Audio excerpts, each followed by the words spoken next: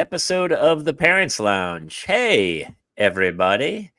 We have a very random parental mental health Wednesday night. We wanted to come on and catch up with people and say hi and help everybody through it. Justin Ruppel, Jason Gowan, Jamie Kale, a little midweek bump. It's October. It's getting a little darker, a little cooler. It's kind of fun. And so go grab a drink. We're going to play our opening title song, and then we'll be back in a couple minutes. Not a couple minutes, 90. It's like 90 seconds. Is it 90 seconds? It's a pretty good song. It's enough for you to get a drink. That's exactly what when we first wrote it, we said, how long will it take someone to go make a cocktail and get back to the computer? And we said 90 seconds. So, and it's a nice, careful cocktail. And we're going to promote the Sayers show. We got a lot of stuff to talk about. It's Halloween time. We have a lot of fans already in. So we will be back in 90 seconds. So hit it. Had my eyes filled up with tears. And yes, we'd like to fake our deaths and go off of the grid. But the truth is we are softies and we truly love our kids. So join us every Thursday night to laugh at all our pain.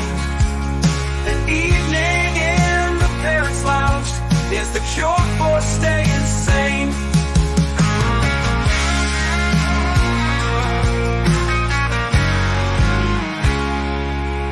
We'd like to fake our deaths and go off of the grid. But the truth is we are softies and we truly love our kids. So join us every Thursday night to laugh at all our pain.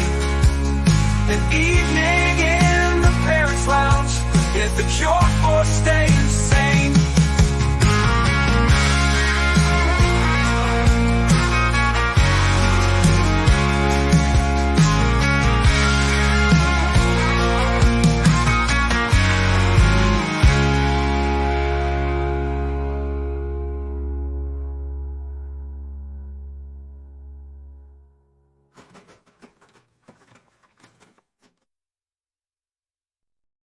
I had to put a thirst trap in to keep everybody here. It's the ghost of Jeff Lewis is going to be here. Welcome, everybody, to the Parents Lounge, a very rando Wednesday night get-together, parental mental health. We hope you guys get a couple laughs. We hope you give us a couple laughs with your comments. It's really fun to see Justin Ruppel, Jason Gowan back together again. We haven't done a show in a while. But here's why we did it tonight is because we both have live shows tomorrow night. And you do too, don't you, Justin? All three of us have live shows tomorrow night. We're back doing stand-up again. So feels good. Yeah. We chose a little rando Wednesday to come do it. So I'm glad to see you guys. And you know what I want to also say to start, Jamie, and I wanted to get your opinion right off the top because you guys balance parenthood with comedy. But this is what this is about. We balance it with comedy. We don't balance it with anything else. But yes, we. That's exactly well. Very much. So what occurred to me is that for a long time, I was of the mindset that the only way to be a stand-up comic was to be in the clubs every single night and just testing material. And you gotta, and now I did that little chunk of it in my life, but then I got to a point where I'm like, that's not what necessarily writes material when you get older. What writes material is living a little bit and then knowing, I know how to work this into a sharp thing. Yeah. But the living part, like, that's so crucial because you just had a new special, right? And it was all stuff that you've been living through. Like, you can't just write that. Otherwise, it'd just be like, so, what's with green rooms, right? I was doing another podcast today. I was doing an interview with these guys, and we were talking about it. And I was talking about the fact that I just did the Dry Bar comedy special that's coming out in a few weeks, right. And all that material's gone. So I have all this new material that I'm trying to get, but in a weird way, I need more stage time. And so it's so funny. I started picking up some gigs solely because you got to run it. We run it here, and like we did the radio show the other day, and that bit made me laugh so hard that we talked about. And we'll talk about it tonight because I want to talk about like my kids' harvest festival where I work the bar for 6 hours on Saturday Oh my night. God. And stuff, but yeah. For the kids or for the adults, bit of both. So we have a harvest. We're Irish Catholic at our. We're in a Catholic school. So Wait. Hold the podcast. You, Jamie Kaler, a redheaded, blue-eyed boy from Boston, be Irish Catholic. Okay. For sure, boyo. So I book the bar, and I only book dads. Like, you have to do certain hours at the school. We kind of like that about our school. The parents have to be involved. Every parent has to do like 40 hours over the whole year, and so you have to get hours, and so people need hours. And so I run the bar, and so I was always like, who wants to be the bar?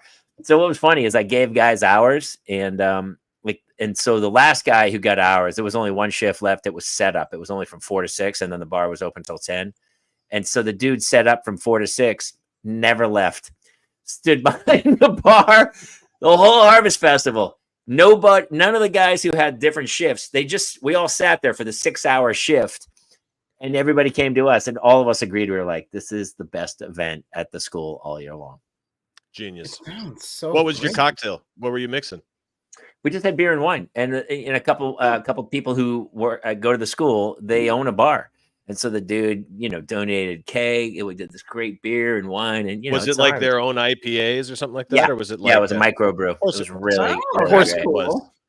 Of Yeah. course it was. People listening, it was Downtown of course a Brewing Company. microbrew. Yeah, it was Good. great. Good. But it was funny because the other day we were talking about it, and so my kids have to do hours at the school, and so I get a text from my wife going, all the hours for the kids are online. You have to go on and sign up. So I go to sign up, and they're all taken. All the hours, all the kids the parents have signed up their children to like do the cakewalk, to do the ping pong ball throw, to all the games or whatever. Only thing left is face painting. So I don't think for a second that my daughter's going to face paint. I think she's going to work the face paint booth. So I signed my 11-year-old to work the face paint booth, and she had a face paint. And so I didn't know what was happening. I just signed her up. And then one of the other parents was like, your kid an artist? I go, no, what are you talking about? And they go, well, she's going to face paint other humans. And I go, what? And we talked about it the other day. Bro, I mean, like now I'm thinking of other guys. I'm just thinking like now I'm thinking you're Norm Macdonald sitting back with a beer, and people are like, "Hey, what is your daughter doing?" Oh, I don't know. I think she's not a great face painter, yeah. But who gives a shit? Sorry, I didn't mean to swear. She told me over the whole hour she face painted 3 kids, and one of them I knew. And she did butterflies. She put a star. I think she butterflies. And at the end, she was like, the butterflies they were okay. And I go, that's all right. But I think they gave her the younger ones. And but you were talking about it was like Mark Wahlberg with the face painting. Dude, come on up here. Hey, I can do a star. I can do a butterfly. Just put your face over here. Hey, don't go complaining to your mother. Say hi to her. All right? You tell her I used to paint her face with other paints. That's just a single color paint, and that went dark quickly. We might have to watch that one. I'm here for it. That's where we're at. An innuendo. We are innuendo. Double entendres. I love them. It's getting I that time of the year, dude. And it's funny. We were talking about this time of year where all of a sudden it gets cold at night, and you're like, oh, and it's dark. Like I'm still coaching 2 soccer teams.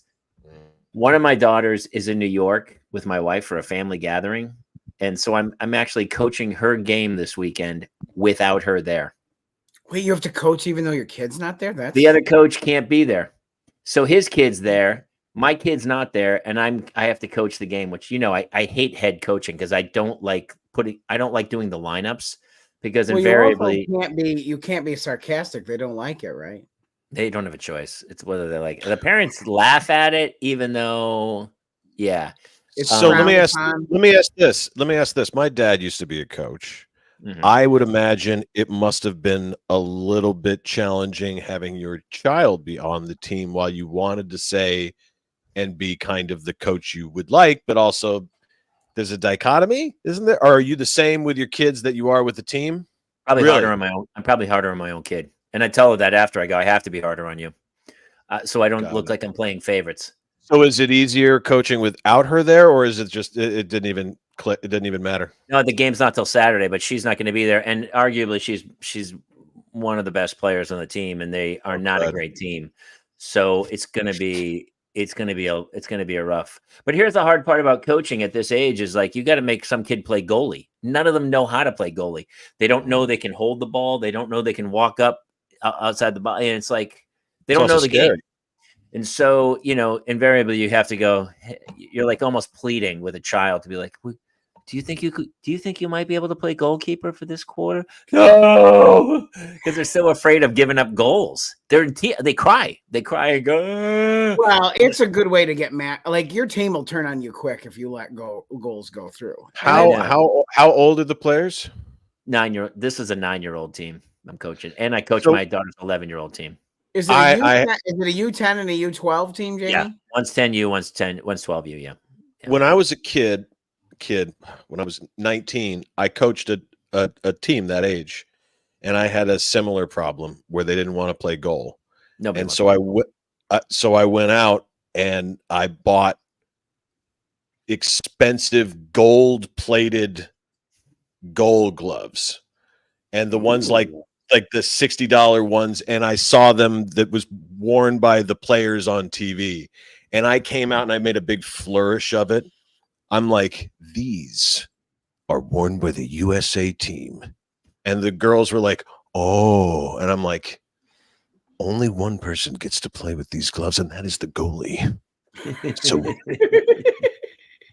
who's it gonna be? And they were just like, there was something about like the idea that they'd slip on these. Yeah, I had to. You have to con them at that age because it's terrifying. I hated goal because the ball. $20.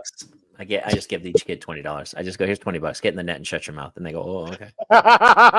Actually, I let them use their iPad while they're in net. While they're in the net, yeah. We talked about this coaching. I would love to hear from some of the people watching that.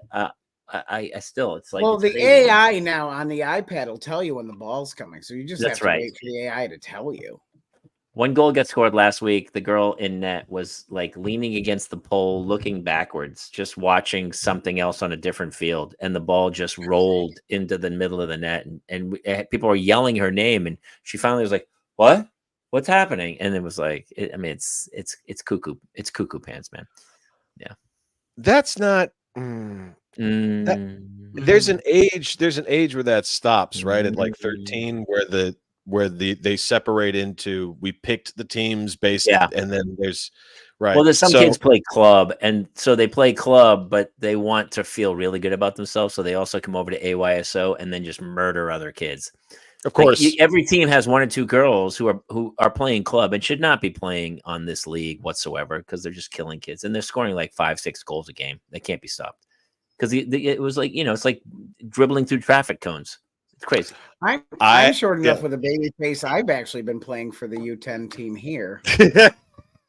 You know what I wanted to do? And one of the coaches said, he goes, I should suit Hannah up, my older daughter, for the missing kid in the younger team. And I go, I would, but I know the other coach. And he does he know your kids?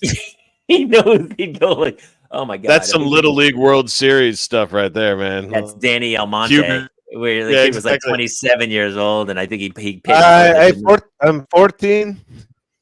How did you shave this morning? It was incredible. I was gonna say, I remember one time I was in little club teams. I was like the one kid you had to put on the club team because you just couldn't keep me. I was Rudy on every club team, right? But one time my dad's like, "Do you want to go play indoor soccer?"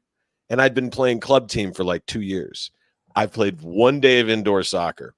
I scored 12 goals. Yeah. And I came off and I was like, Dad, this is awesome. He goes, we're never doing that again. That was embarrassing.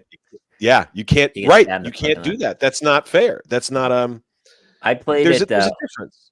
I played in college at Boston University, and the other guys, all of a sudden I got there and I played against these guys, and I was kind of a practice dummy, and they beat me up or whatever. Had I stuck it out and like rooted it for the next 2 years, I might have got into a game or two in the senior year. But I was like, yeah, I don't need this. I was on a ROTC scholarship, and these guys were on scholarship, and they did not want walk-ons taking their spots and stuff. So I ended up quitting, and then I played ultimate frisbee, but I played intramural soccer, and I was like murdered it. I murdered intramurals. That's so much fun. Yeah, it was really, really. There's a Intramurals few- in college are the bomb, Yeah. man. Is there a better sport Yeah. than intramurals in college? It's No, there isn't. And it's your last. There's something that goes off in every athlete's head. Yeah. This is Yeah. our last shot. This is our last shot. Because like the rest of time, the competition will never be like this. no. It'll never be even close. And a lot of times it's co-ed, and people are drinking, and that's why it's like Springsteen songs shouldn't be glory days or like high school. Glory days should be like college intramurals. Should be glory days. To be like in a mural. in a mural. Oh, scoring goals in a mural. The look in a drunk girl's Drinking eyes scorpion in a bowls in mural. intramural, because we used to go to Hong Kong to drink scorpion bowls after games. Bro, the best thing was naming the teams. Yes. Like we had flag football, intramural flag football. We had Yeah. the Green Bowl Packers and the and the Can You See Me Chiefs. Yep, that's right. Can you see me? My ultimate frisbee team. Blue Velvet had just come out. You know the David Lynch film. Yes. Yep. So we Oh, were the no. we were the BU Velvets with a little L and a little E, and it was the Blue Velvets. And our Oh, coach, who was just like a senior and a huge stoner, would wear a blue velvet jacket. And he would, love it. we would be like deep into the game, and he'd go, time out, time out, time out. And the whole team would circle around, and one guy would come in with a bong, and they would all just hit a bong during the game. But I was on- love this so much. but I was on a ROTC scholarship. I was ROTC scholarship, so I could be urine tested at any moment. Right. So I never got stoned in college, ever. Damn. Not once. Because you would lose your scholarship and they Right. give Yeah, you I remember you listings. saying that before. So these guys would huddle up, they'd start smoking, and I would back off towards the bench to be like, guys, I'm out of this one. I just can't. That's the one, dude. That's the one thing you just said that brought up every other drug that I've ever had friends get hooked on. They have something like, and I found a way to do it anyway, right? Yeah. But weed, there's always a story where they're like, and they said so I stopped. There's always like I didn't do it because I smoked weed all the way through college, didn't touch it in high school. And then at the end of college, my professor said, they're going to drug test you to work at radio. And I went, Yeah. when? And he goes, in 6 months. And I went, boop. And I stopped, like, because there was something else, right? And it was, there's a point in which you have to make that decision. It's the easy, or there's something else you have to get to. I mean, And- I drank more than my fair share, so it wasn't like I was. But- I wasn't. You ended up being the bartender at your kid's school. I mean, it was a write-off, you know. We you know what's funny too about all that is like back in the day, like they wouldn't test for alcohol. Like we were like stumbling drunks in the Navy, and Yeah. I guess I didn't do cocaine in college, but coke would be out of your system in like a day or two. Right. I'm sure heroin's out of your system. Pot, they would be like, they'll pull your hair. They'll test your Right. hair. They can 3 tell for months over back, a month. Yeah, they can tell pot. So people were like, Not what? fair. And they'd be like, I yeah, you think- can tell pot after a month. Is that how far back it goes? 3 Yeah, I months? think so. I think they can tell after 90 a month. Oh, believe me, I have You think it's failed 90? most of bro, let me tell you guys. Did you fail or did you win? I mean, it's a question. I think you have won the failed. test. All right. I have failed and passed the drug tests. When I failed, I was like, yeah, I've stopped long enough for this to work. And it was like a month. And it was like, not long enough. And then, when I did succeed, I had heard a story that the way you do it is you have to either get synthetic pee or Yeah. somebody else's pee. Yeah. Yak piss. That's why I collected all that for you, Justin, and I expect my Venmo today. Listen, Weren't listen. people also No. chugging like there was some kind Didn't of work. None of that works. None of none that of it works. works? What the only thing that works is synthetic pee or someone else's pee that's really clean. Okay. So I did the research because I was that guy, and I was like, I really need this job. So I got my friend to pee in a cup. Yeah. And then the day of, I put it into 2 condoms, like a condom, and then I tied it off in a condom, and I put it You up water against my ballooned that bitch. and I put it against my tummy. And did My you have a tummy. little pin? Did you pin it? How did you open it? Jamie, They don't watch love it how come you- out. They watched us. The whole thing was I weird. love how you skipped ahead to the worst part of the story. Oh, I it no, went everywhere. that's what your brain did. You're like, yeah, bring a pin, right? There was nothing in my possession to cut 2 latex condoms. That's what I did, Jamie. No. I Nobody- had to. I You went get in, it. and you have 90 seconds. Yeah. You have 90 seconds in the bathroom alone because it's a work thing. 90 seconds, and I was in there looking at my friend's urine in a condom, and I've got it now in my mouth, and the mirror is right above me, and I'm like, this is how low it's gotten, and it, of course, it breaks and a little squirts in on me, on my face, Mhm. and I have to like piss, and a little into the cup and a little into the bowl, and then you have to pee into the bowl. And I walked out of there, and they're like, "Is it clean?" I'm like, "It's clean." I I don't want the job. Yeah, it's fucking clean. It's You clean. kiss your 2 wives with that filthy pee mouth. This Dude, was have you 18 you- years ago. have you done that on stage? You have to do that as a bit on Oh, stage. I've never done that. I Oh just my love you God. guys so much. It came out. I forgot. super I funny forgot story. about these things. Oh, I remember when you could get a pass to smoke, like a medical dispensation or whatever, Mhm. and they were giving them away on Venice Beach. You had to go down to Venice Beach. Do you remember? You know what I'm talking about? 70. They're like $75, or like Yeah, you go in. And you had to go in and you had to go, look, I'm really depressed and I can't sleep. And the guy would go, have you tried marijuana? Oh, how does that work? Well, do you like movies to be funnier and food to taste better? I do. Was that something you might enjoy then? You might enjoy that. So I go down, I go to Venice. They tell me where to go. I go down to Venice Beach. This is years and years ago. And it was it was like one of the first states to have like with medical dispensation, and everybody had it. Every actor in town had it. And I go into this place in Venice. You know, Venice Boardwalk is I know where it is. it's a I know train where wreck I know- anyway. Yeah. I go it's in, there's a nightmare. bench. There's like 3 gang members in front of me. And I don't know if you noticed, I don't look like a gang member. I mean, maybe if I shave my head and put a shamrock in prison, yeah, I'm on that side of the yard for sure.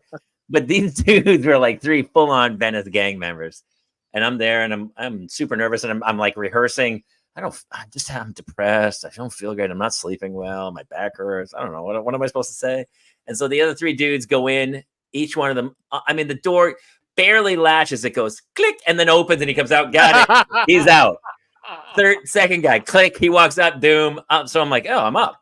I go in. I sit down and the guy starts to really interview me. And he goes, No.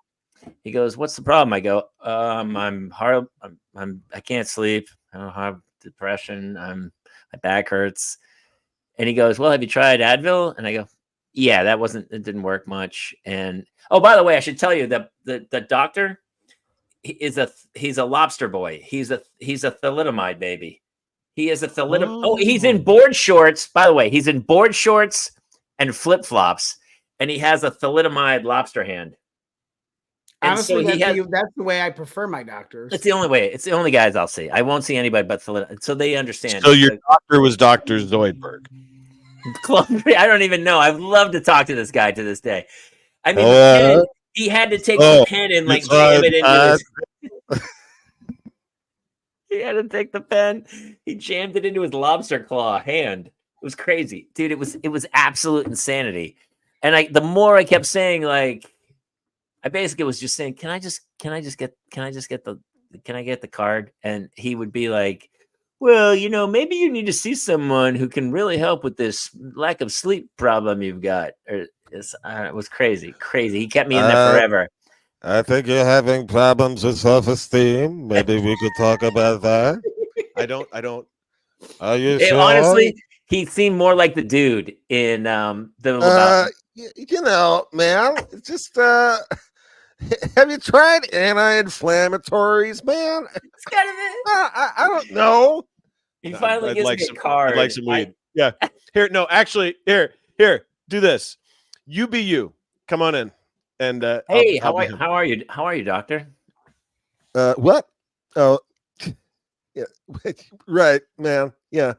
No, I came in because I'm not sleeping great, and I just have back pain. I was hoping to get something that might calm me down at night. Maybe make comedy funnier, and Yeah. Have you tried yoga? I did try yoga actually. Yeah, man. Really centers me, man. Have you got yourself a rug? You put it in the middle of the room, really ties it together, man. You like your face. Like, I can't remember if it's east. Look, could I just get a pot card? I really just want the pot card. Hold on.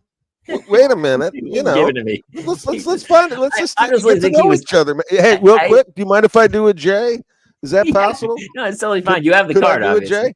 No. Listen, I just had to. I just. Anyway, man. So I just wanted to make sure, dude. You're just like, like, what's going on with you, man? Like, I like a deeper level, man. It goes on that for a long time. And finally, it's almost like he breaks and goes like, all right, I know what you came for, right? And I go, no, I don't. What? I didn't. He goes, come on. And I go, yeah. And so he goes, all right, fine. 50. It was like $50, I think you had to pay for the card or whatever. And you get the card. And as soon as he hands you the card, the wall slid open. Like it was a Star Trek gate to open in. And then he would go right through there. And there were like 2 armed crazy security guards. And then it was like marijuana target. Wow. This Had to be late 90s, early 2000s, maybe, or something. I don't know. Here's the deal. It has to be like, so California was the very first state to go medical. And I think it was 1997 that it started. It might have been that early. I don't remember, but but man, you may have been one. I mean, like, because in the early 2000s, that's the way it was. When I first came down there, you had to go and like talk just exactly what you did to a doctor, and you'd have to like kind of rehearse it. But I had never, in the early days, I'd heard it was called Preco, right? Mm-hmm. Which is what you're talking about, where you could go in, there's the doctor, and then boom, there's the place, and you're like, 96. Narcolepsy's here. Oh, dude, I love it. It was 96. I think I was later. I think I was a few years later. But you know what's funny? Probably got it later, but yeah. I don't even think I don't remember even going back. I think it was almost like one of these things where I wanted to do it, and then I wasn't really a big stoner, so I wasn't like. There's also I don't want to say it like this, but there's also kind of that thought to things when you put something into you can't ever have it, you can never, and then all of a sudden, one day. It's at a store. If you want it, go get it. And that, it should be decriminalized. It's ridiculous. The whole well, not only that, but like that's the even bigger discussion about a lot of things. Is like there's so many things that you're like, ooh, I would really want to try, and then all of a sudden, if it was completely legal, you just had to go through 2 steps to get it. You're like, I don't really want to do those 2 steps. I know. I was kind of like, it's fine. I don't know. But yeah, That's hilarious. But it's weird. It's weird looking back how, and now kind of things are becoming more puritanical. Wouldn't shock me if it all gets illegal again. Yeah. There's everything goes through a cycle, man. I don't want to. Everything's cyclical, man. Puritanism is definitely cyclical, where people start to have too much fun, and then everyone's like, well, that's kind of the downfall of civilization, and they go, why don't we tighten the reins? And then they tighten that's what parenting is, right? I'm guessing what you guys have to do is that, like, it's a good callback.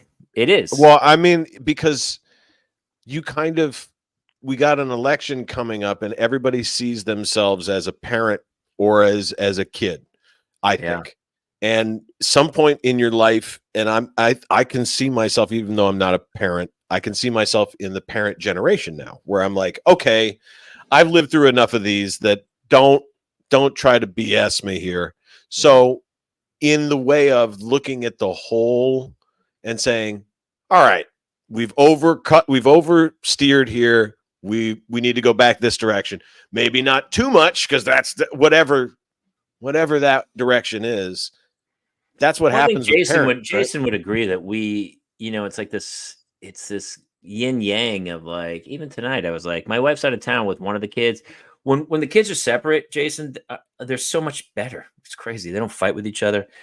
And my daughter did something, and I was like, hey, don't do that. Come on, let's have a fun, cool weekend. Don't be a dick. I would trade my youngest for a pet monkey right now if the opportunity presented itself. Well, I mean, if you could train that monkey to like shag beers and stuff, for sure. Yes. A beer shagging monkey, wouldn't we all? Yeah. Jamie, you know this. Anthony ran me over with a vehicle this week. He hit me with a car. Dr. Ruppel, get ready to laugh your ass off in about 2 seconds. This is actually one of my favorite stories. So I went to check our oil. I had the boys strapped into their car seats. Unbeknownst to me, they, like gremlins, have figured out how to escape their car seats. As I'm checking the oil, all of a sudden, I find that the vehicle's not only moving forward, but I am now underneath it. And I can hear the maniacal laughter of him, the darkest of the lords, in the car. Now, thankfully, our family the fence to our home, stopped the vehicle, and his legs are not long enough that he worked the pedals. So it literally just pinned me underneath. And all I could think for one single solitary second was, God, if it could break my legs or put me in a coma for just a couple of weeks, I could really use the fucking vacation. Like Thank in a God induced it coma only for went 2 to weeks. Vacation. Oh No, boy, I dude, love it. Honestly, had it shattered your femurs, you would be like a cast for like a year. So that would be pretty great. Wait a second. What? There's a couple questions. Number one, what is the height clearance on your car? So the new design of the Chrysler Pacifica, you no longer have to put your foot on the brake to move it into gear. So all he did was bloop, bloop, bloop, turn the knob, and forward it went. I'm asking you, Winnie. Hold on. I've got a puppy and they're screaming at the puppy. How did I can't fit under my car, bro? Oh, you can't? Well, the has high clearance. Justin. What are you talking about? You can't lay under a car? What car can you lay under? All my cars. Yeah. Without jacking it up a little bit? Well, yes. This is a jaded crack. I mean, what do you have like a Nissan rice burner? Are you the guy on the freeway who's trying to weave in and out of traffic with the tail fin on it? What are you doing? Are you racing? I've got a Jetta. You drifter? I've got a Jetta. I can't I don't know if you could fit under a Jetta. I can't get under that but car. A Chrysler Pacifica? Absolutely, you could fit. You know, I can't. So this is why this should be the new selling point of minivans. Oh my God. This should be an ad. Get run over and be okay? Yeah, for minivans. Yes. Go. And it's a safety feature where the minivan. Is your son a homicidal maniac? Yeah. Chrysler Pacifica's the vehicle Trust me, you're going to want high clearance on your car. And just here's why. I can just hear it in the Chrysler Pacifica. No, Sam Elliott. Sam Elliott does it for sure. Yeah, that's Sam Elliott. Listen, do you have one of the children of the corn?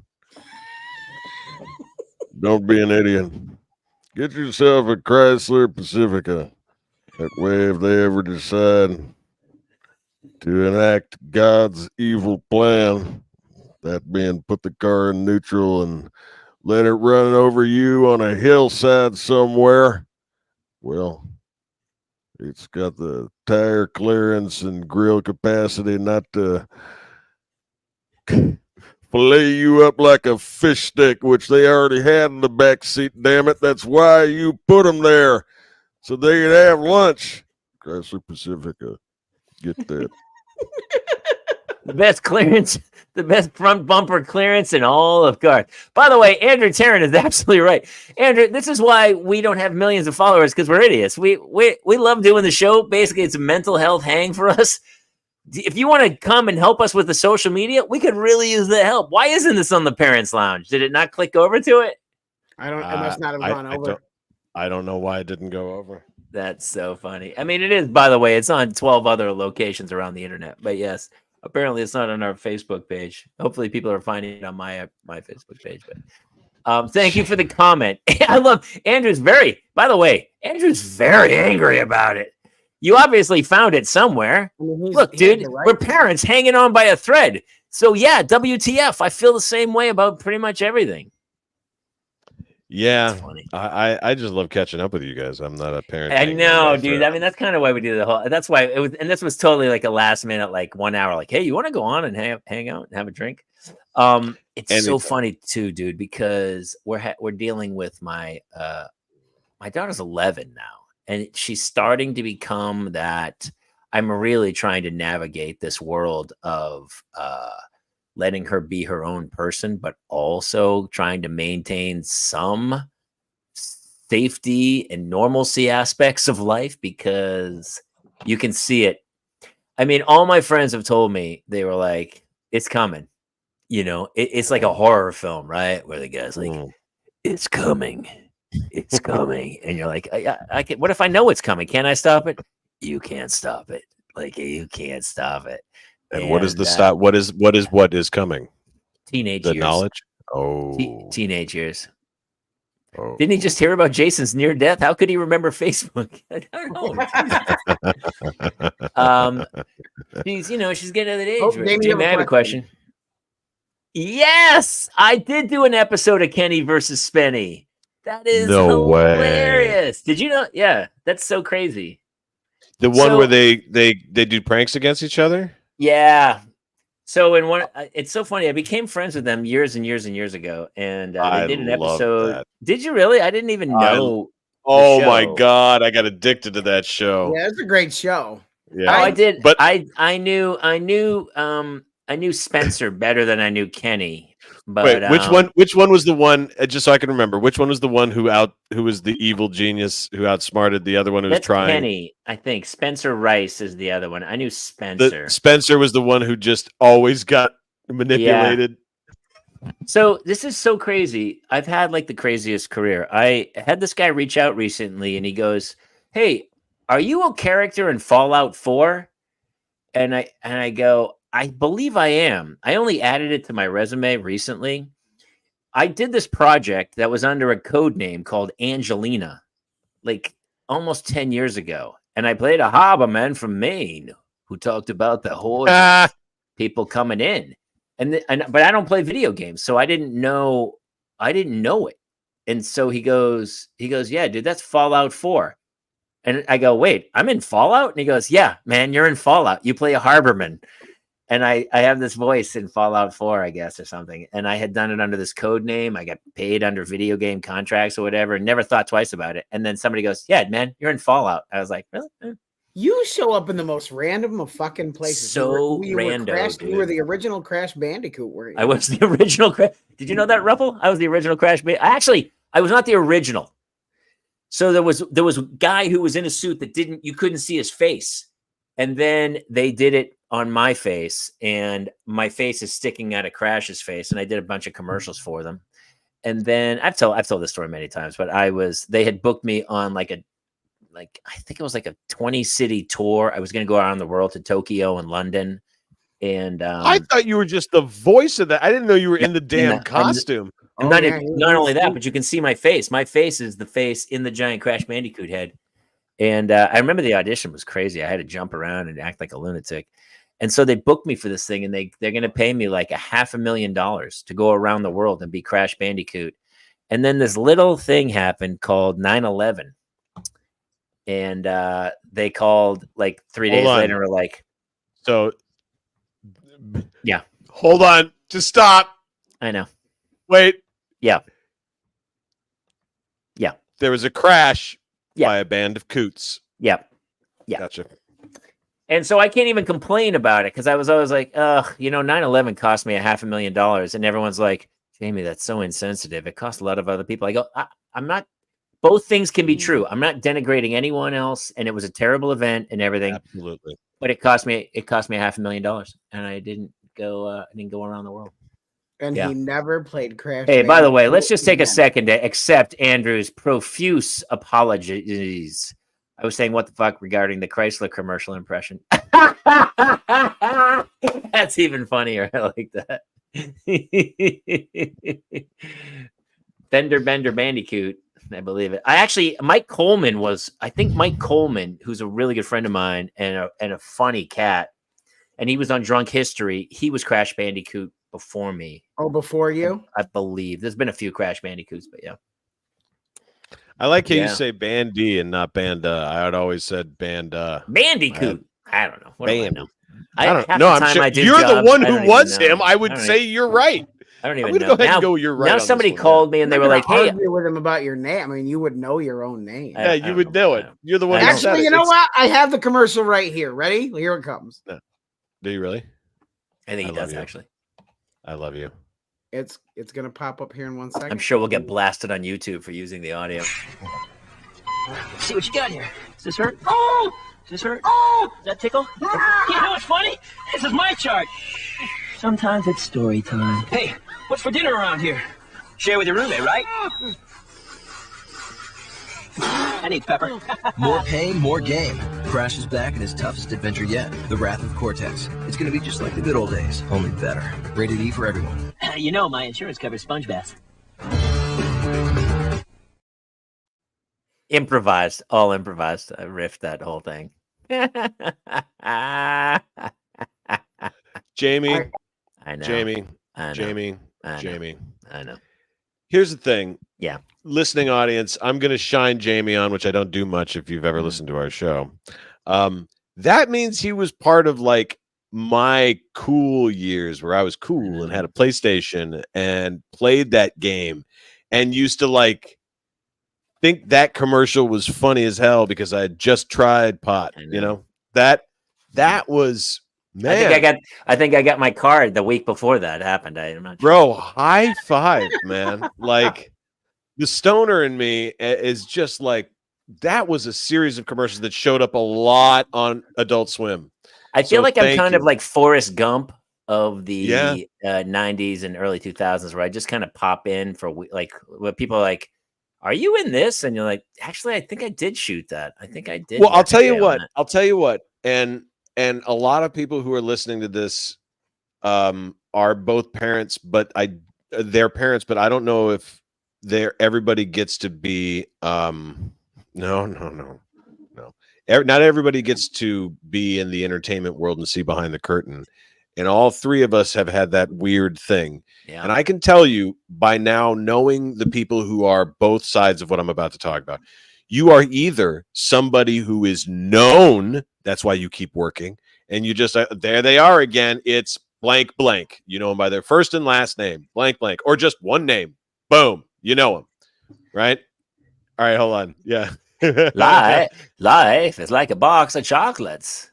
Because all I was doing, I got the audition and they go, "He's from Maine." All I did was I did Pepperidge Farm. I literally, before I said the lines, I go, "Pepperidge Farm remembers." And then I would say the line and I go, "Life is like a box of chocolates." And I couldn't believe I booked some weird, and I had no idea what it was. And I went, That's that's so how good. it works, man. Sometimes you do these things and they go, "You don't know what you're Yeah. shooting." Well, that's what I was saying, is that you're And one then all of of a two sudden I'm in types of some actors. crazy snuff porn one day. It was nuts in the 90s, man. That's That's what thing I know you from is the Bloodhound Gang video. The That music is true. video. I'm in the Bloodhound Gang video. Along Comes Mary. He's the guy bitching about And then they shave my head. Yeah. I had a skin wig on. Shot in a But that's what I- drive-in at 4:00 in the morning in like West Covina or something. It was crazy. That's what I'm saying, though, is that like you have one of two types of acting / entertainment careers. You have the thing where they know you by your first and last name and they know you coming through the door, or you get to play the chameleon and have a weird ass Forrest Gump life where you're like, you still get to have kids and go to the plank and then, but when people notice you, it's like it was when we were at the airport and they're like, are you the guy in, and it's Tacoma. Yeah, it's a lot better in my personal opinion, as I've witnessed both types, because my friends who are the other type, they go, hey man, where are we going? Oh, a mall? Yeah, no, I'm not going there. Where are we go? No, I can't. Are you kidding? A theater? Myself? With you? No, God, it's no. funny You're because like, my kids are starting to see now, because I was at soccer practice the other day and one of the kids on the team, I was with Hannah, and the other kid came up and she goes, you an actor? And I go, I am. And she goes, are you in Aaron and Aaron? And I go, I am the donut man from Aaron and Aaron. And my daughter was like taken aback for a second of like, wait, what? And we've talked, my daughter and I have talked extensively about it because she kind of wants to act, and I'm not poo-pooing it, but I'm also like, if you're dead serious about it, I'll support you, but I'm also not going to push you into this. I'm not going to drag you to go-sees. And she's off her own. And she's off her only. I've said that many times. I have said that. People call, they go, she's off her only, man. And yeah. But I don't know. Listen, I don't know what the business holds anymore anyway, because nowadays it feels like it's more of this and more individuality about certain person. Like I was watching Gary Oldman the other day in Slow Horses, or like Colin Farrell in The Penguin, and you're like, these guys are like legit craftsmen, like Hockney and like Picasso. These guys are painters with their acting. They're so good, and I think that's almost a dying art form because it's not necessary. You're seeing people who have Mr. Beast has, billions and billions of fucking views and followers, and I mean he's not even really a strong presence on camera, really. It's like, but it doesn't matter anymore. People are become part of a group and they just like that guy's content. And it doesn't matter how much, how eloquent they are or how they enunciate their words. But for Gary Oldman, it's crazy. I think there's something deeper which is broken, and that is somewhere along the line, and I don't want to be this guy, somewhere along the line, too much money got involved, and the studios and the executive producers and all this stuff, they were like, that art film that people love, or that thing that made a good, nice 30% profit, which any other industry, people would be like, wow, I put in this much and I got a 30% return. Yeah. They were like, no. We put in this much and we get 600% return. You're like, that's unreasonable, but that's what was happening sometimes. So what happens is those executives started saying, listen, why take any chances? Why not just bet big if 3 out of 4 times it works? And so now the audience is left going, hey, we liked, just like you said, James, we liked this. But the people who are making it are like, but they're ingesting it in a different way. It's the same way television in the 50s, like, dude, the Sid Caesar show, at that time, film was like king, and no film star would ever dare go near a TV. But then Dick Van Dyke, Sid Caesar, these guys couldn't get arrested in the movies, and all of a sudden they're like arguably some of the greatest comic minds who've ever lived, for sure. Yeah, and then so it's just different. It banked on the live audience aspect of it too. There was all of a sudden there was a feel of the plays and the stand-up stage and that kind of stuff in television. You can still do a sitcom. You just have to do it on your own YouTube channel. You have to write it, shoot it, edit it, put it up. Make sure the SEO is right. Put some clips from it. Try to. Here's the good news. Here's the good news, boys. And I don't know how much you sit on the internet and watch this kind of stuff, but the newest iOS update, if you all have 1801 and a new iPhone, you can put them all in a room on gimbal tracks, and with the software, go into iMovie and go, all right, sync all of these. camera 1, camera 2, camera 3, camera 4, sync all the audio automatically. Yep. So, and at the exact same time they released that, YouTube said, by the way, we're changing YouTube TV. It's not going to be just watching YouTube channels. Now, any idiot like you and me and all of us, we can have a channel that looks like streaming. So all of a sudden, Jamie, what you just said, people can make sitcoms now for nothing. So the hard part is that I didn't want to do it all. I just wanted to be the actor. But you have to, I think it behooves kids today to group. Like instead of putting a band together, you would put 2 actors, a writer, a director, a camera person, a sound person, and you would form a band that way, and then make your content and however that takes off. Yes. But That's That is no smart. longer the you have to do it A little yourself. I mean, hive mind. Yeah, a in little a great hive way, mind of like, creatives. I had to walk into a room and audition in front of 50 people at the top floor of ABC and eat a giant pile of crap. Those days are over. You don't have to do that anymore. By the time those people are calling you've already got a YouTube following that you're like, why would I take a pay cut to go to TV? I'm making billions of dollars. Oh man, Narcolepsy, the book Nexus by Ramezam. Tell us what that's about. Is it in that vein of like it's basically George Orwell, I feel like 1984, but I don't did feel get like the it's new Malcolm Gladwell, but I haven't read it yet. The new Malcolm Gladwell. I don't. Revenge of the- 84, I went back and reread, and I was like, here's what I think is interesting about 84 is every couple decades, because now it's been many decades since that book was written, we all go, feel like it's 1984. I don't know if it is. But I will say this, Jerry Seinfeld, who just 5 years ago said, the extreme left is killing comedy. 2 days ago on Tom Papa's podcast, just went, I just want to say, no, it's not. I was wrong. Yeah, he's right. He's right. And he goes, yeah. I just realized there is no such thing as killing something. It's just we move the goalposts. Everything moves. And to Jamie and Jason's point, wherever there's good stuff, humanity goes. And right now, if it's not in the networks and the movie theaters, we'll find it, and they'll just have to figure out how to pull us back in. And I'll be excited for when they do. I was talking to a friend the other night who's a writer. He was a writer on Friends and My Boys, and he's working with some people in the corporate world where he is developing their behind the scenes. Basically, his thought process, which is so true, is it goes, at the end of the day, it all comes down to story. Can you tell a story? That's right. It's been since the dawn of time, man. Like if somebody can sit around a fireplace and tell a story and hold somebody's attention, it's just stories change and the way that they are received changes. So when I talk to my kids about creativity and about, because I mean, we've talked about it so many times about the joy of creating something that, brings smiles and laughter to people. And so I talk to my daughters all the time about, why is this story funny and why is this? And it always comes down to the simplistic form of human nature. And my daughter goes, why did somebody laugh at that? And I go, because they've all done it. Whenever I tell a joke, if somebody laughs, it's because they all went through the exact same human emotion that I went through at that moment.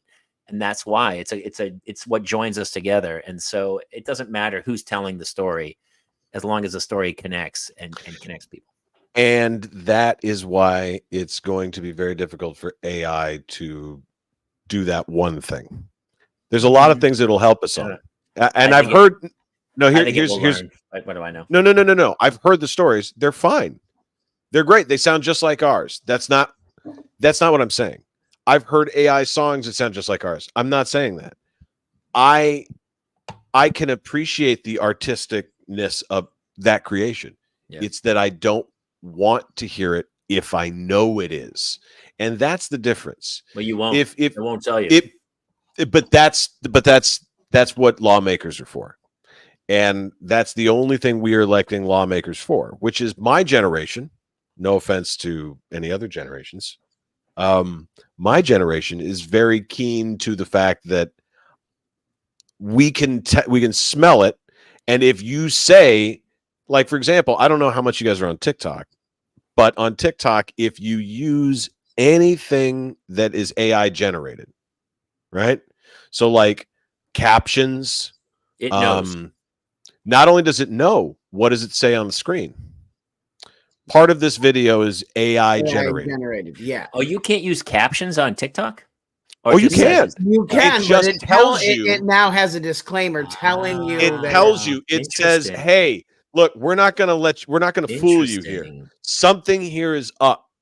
Every other platform, and this is why I always get a little worried about when people criticize TikTok. I can get why. It's from a place that people don't necessarily like, but they're the only ones doing stuff like this where they're like, "Hey, just to let you know, this is AI generated." Then I go over to Facebook and Jesus is riding a whale holding Trump, and you're like, "Okay, so this is AI generated," and nowhere does it say that.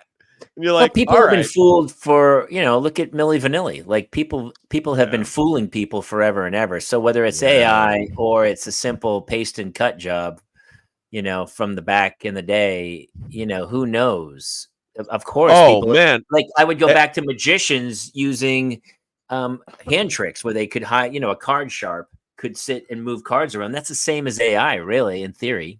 I just almost got taken for a metaphorical and literal ride the other day. I got a text message.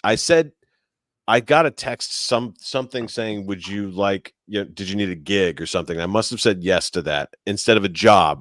It read gig, and then a whole bunch of like fake stuff came up. So I must have said yes to something that opened my portal. Okay, Sure. because the next day I got a text saying, "Hey, where are you? I'm at the airport. I thought you were coming to pick me up." Oh, That's just what the text. And I was like, it was a little high. So I was like, there you go. yeah. So I was like, I could have forgotten. But then luckily, I was like, oh, that's right. I moved to somewhere where there is no airport nearby, and I would not have told somebody I would pick them up. So I go, So I played with it. I was like, really? What I'm time here. did Where you are say? you? I'm here. Where are you? What airport? LAX. Shit. Now this thing is like, it at least knows something about me. And I'm like, oh man, I might just be chatting with an AI bot who's trying to get AI me to actually. Yeah. And guess what it did? Guess what, Jason? That would be funny. Wouldn't it be great if that was AIU? What it did, you guys keep this in mind, is it went, "Oh, you can't pick me up? Just wire me some money so I can get a cab." Now, think about how many people. Who name one? I mean, one person that would work on. It's crazy. I guess it Old does. people. Yeah. Old people. Because what they said was, "I'm at LAX." If I hadn't changed my address just recently, I would have been like, damn, that is close. And I would have been like, now imagine I'm 75 and I went, who's coming to pick me up? And it's got my Facebook and it's like, Brian. Oh, that's Justin's friend. Did I say that? Listen, and it's like, where have you been? I've been on a flight for 10 hours. All I need is $30 to get to. Those people are idiots. I'm sorry, man, but at some point, yes, you have to. They are. You can't. But that's how sophisticated. But I guess it's because we know how the country's working right now, some people are gullible. Some people are pretty gullible. 100%. King of Nigeria asks for your help, Jamie. You give it to him. I mean, he's listen. They say every year, and I can't back this up because I'm not good at looking this particular statistic up. But they say every year something like $50 million is given to fake phone IRS debt collectors.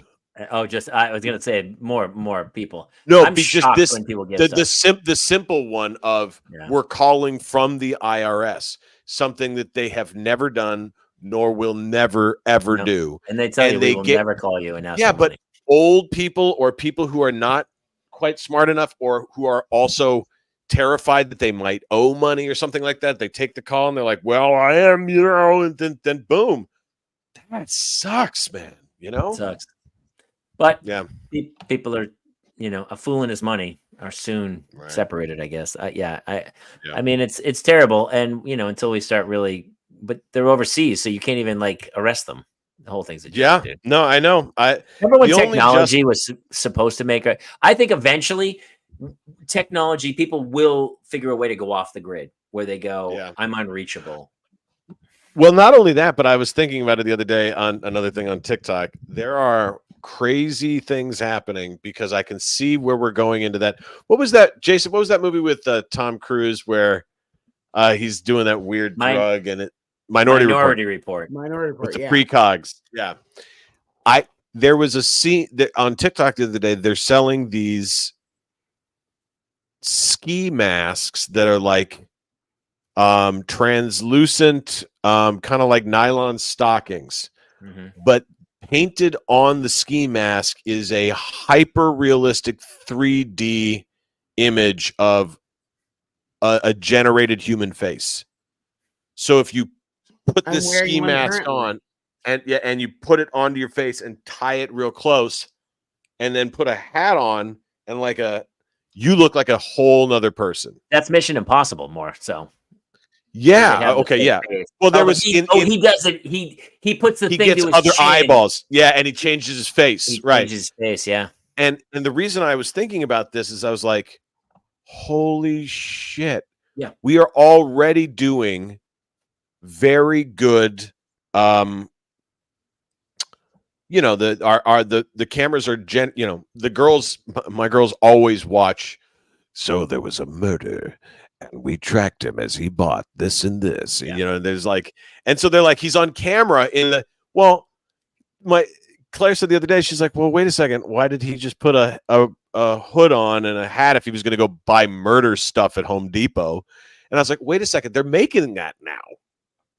So every leap forward we make in technology, humans are smart enough to go, yeah, I outsmarted that stupid thing real quick. We're going off this way. Yeah.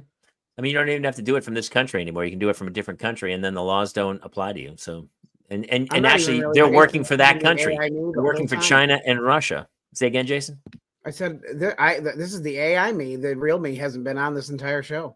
I haven't even met the real you, I don't believe. Speaking of which, it's midnight for you, by the way, my friend. It is, but I actually have a little girl I have to go put into bed, so I'm gonna have to wrap. Does anyone have any closing thoughts? By the way, thank you to everybody for joining us today. It's a random Wednesday night. We all have gigs tomorrow night, so we decided to do a little catch up today. Jamie, you want to talk about what's happening with this? Yeah. Oh. Yes. Oh. Well, let me tell you about this. This is going to be one wonderful show. As the person who's just recently doing this for the second time, you boys have been doing this now. I believe this is your fourth incarnation. 4th year, yeah.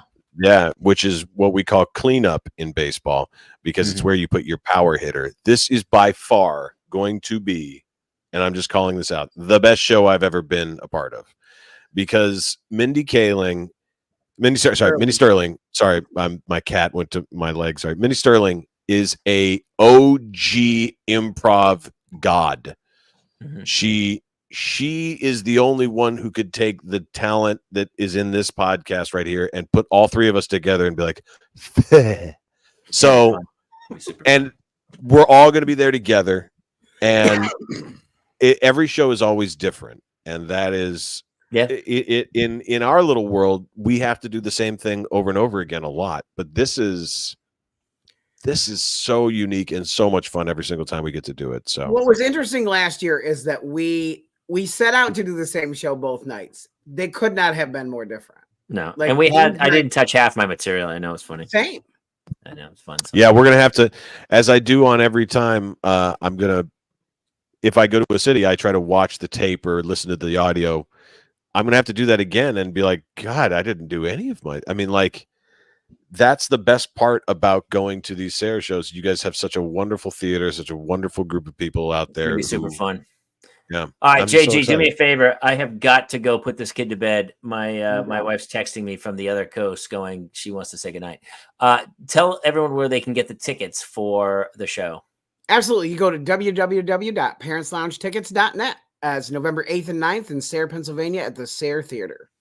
Huge thanks to Andrew. We'll make sure this thing goes out live to the Parents Lounge channel next time. And thank you guys for joining. Honestly, every time I do it, I feel so much better. It's a good parental mental health midweek bump. So thank you all. It's an honor to be here, guys. Thank you so much for having me. Good to be love here. everybody. You. All right, we'll catch you Bye-bye. guys next time. Next week, we'll be here in the Parents Lounge. Good night, everybody. Peace.